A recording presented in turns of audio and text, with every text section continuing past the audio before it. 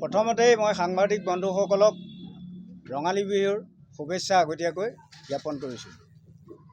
বন্ধুসকল, আমাৰ এই ৪৭তম বৃহত্তৰ বেলতলা বহাগী উৎসৱ বনগাঁৱৰ অহা ৯, ১০, ১১ মে' তাৰিখ আৰু ২৮, ২৯ আৰু ৩০ বহাগ ১৪৩২ সহস্ৰাব্দৰ এই সংবাদমেলখন আয়োজন কৰিছোঁ।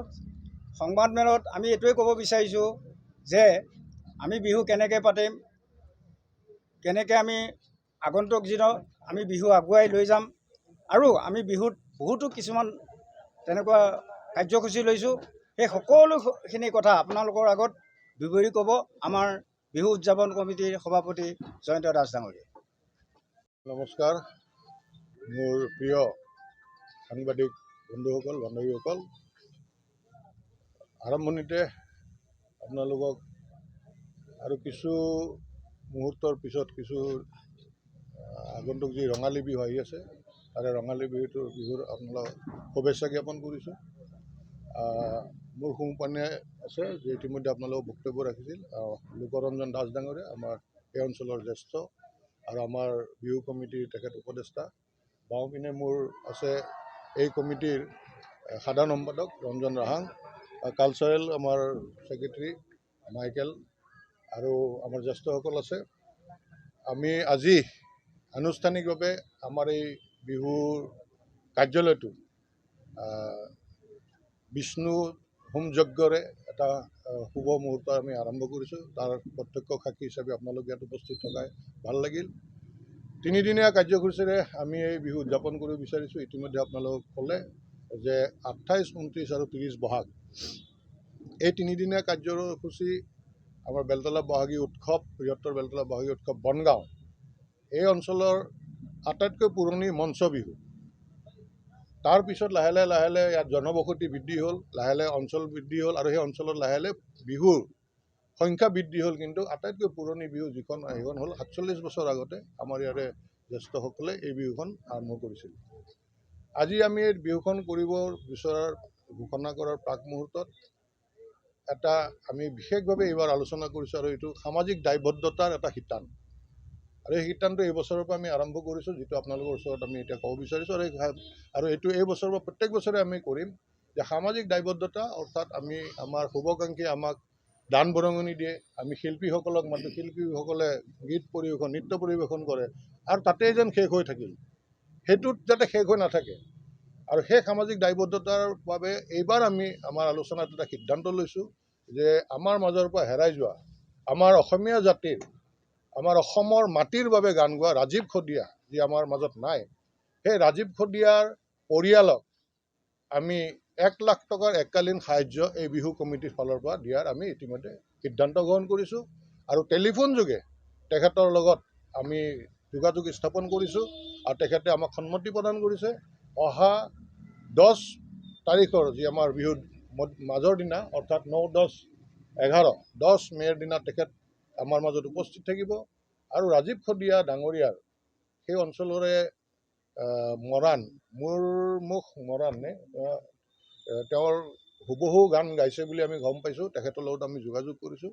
তেখেতৰ স্মৃতিত 4-5টা গান সংগীত তেখেতে ইয়াত আমাৰ পৰিৱেশন কৰিব।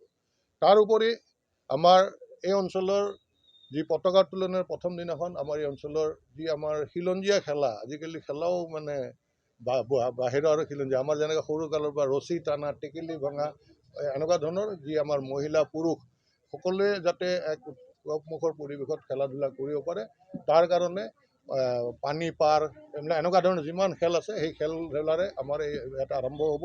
পতাকা উত্তোলনত আমাৰ এই অঞ্চলৰ বশিষ্ঠৰ ওচৰৰ পৰা যিমান উন্নয়ন কমিটি আছে, ডেভেলপমেণ্ট কমিটি, যিমান জ্যেষ্ঠ আছে এই বৃহত্তৰ বেলতলা অঞ্চলত সামৰি বশিষ্ঠৰ পৰা মানে আমাৰ লতাকটাৰ পৰা, দক্ষিণ গণেশ নগৰৰ পৰা আমাৰ নতুন বজাৰ, চাৰিআলি, সৌৰভ নগৰ, যিমান অঞ্চল আছে, চাৰভেৰ, ৰুক্মিণী নগৰ, এই সকলো অঞ্চলৰ জ্যেষ্ঠ নাগৰিকসকলক সেইদিনা আমাৰ এই বিহুত ইয়াতে সন্মান জনোৱা হ'ব, সম্বৰ্ধনা জনোৱা হ'ব, আৰু তাৰপিছত আমাৰ বিহু আমাৰ আৰম্ভ হ'ব।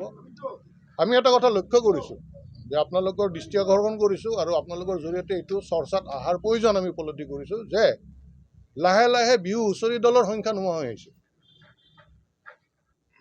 একক বিহু নৃত্যৰ ওপৰত বেছি চিন্তা কৰা হৈছে। এজন গাৰ্জেনে এজন অভিভাৱকে নিজৰ ছোৱালীজনীক ভাল নাচে, ঠিকে আছে, আমি ভাল নাচে আৰু তেখেতক আগুৱাই দিবৰ কাৰণে 2-3জন ঢুলীয়া পেপুৱাই লৈ এটা সৰু টীম এটা কৰিছে, যাৰ ফলত লাহে লাহে হুঁচৰি নোহোৱা হৈ গৈ আছে। হুঁচৰি দলৰ সংখ্যা নোহোৱা হৈ গৈছে।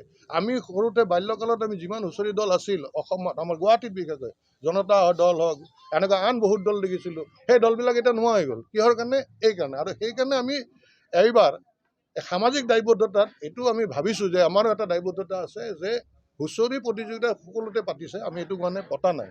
কিন্তু আমি দেখিছোঁ যদি বিহুৱতী বা বিহু কুঁৱৰী বা সম্ৰাজ্ঞীৰ ক্ষেত্ৰত যদি বহুত টকা দিছে, হুঁচৰিৰ ক্ষেত্ৰত কিন্তু প্ৰাইজ মানিটো ইমান নিদিয়ে।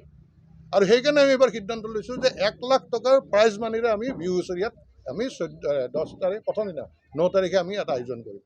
আৰু সেইকাৰণে আপোনালোকৰ জৰিয়তে কৈছোঁ যাতে উজনি নামনিৰ গোটেই বিহু হুঁচৰি দল আহক, আমি সেইদিনাখন থাকিম। আৰু আমি ইতিমধ্যে 10 তাৰিখ মাজৰ দিনা আমি যিখিনি আমাৰ জ্যেষ্ঠ শিল্পী আছে, যি লাহে লাহে পাহৰণিৰ গৰ্ভত গৈছে, আমি ইতিমধ্যে যোগাযোগ কৰিছোঁ। আৰু আমাৰ সন্ধ্যা মেনন ডাঙৰীয়ানী, তাৰপিছত বিজয় ভূঞা, দীপেন বৰুৱা, পুলক বেনাৰ্জী সকলোৱে শ্ৰদ্ধাৰ, আমি সেইসকলৰ লগত ইতিমধ্যে যোগাযোগ কৰিছোঁ। আৰু সেই মাজৰ সন্ধিয়াটো এক নষ্টালজিক সন্ধিয়া হওক, এক তেওঁলোকক সন্মানৰ সন্ধিয়া হওক, এক আমাৰ উঠি অহা প্ৰজন্মই যোনে তেওঁলোকক দেখা নাছিল বা গান শুনাই নাছিল, আজিৰ 20-25 বছৰীয়া ল'ৰা বা ছোৱালীয়ে তেওঁলোকৰ গান প্ৰত্যক্ষভাৱে শুনিব পোৱা নাই, যিখিনি আমি ইয়াত ব্যৱস্থা কৰিম ইতিমধ্যে যোগাযোগ হৈছে।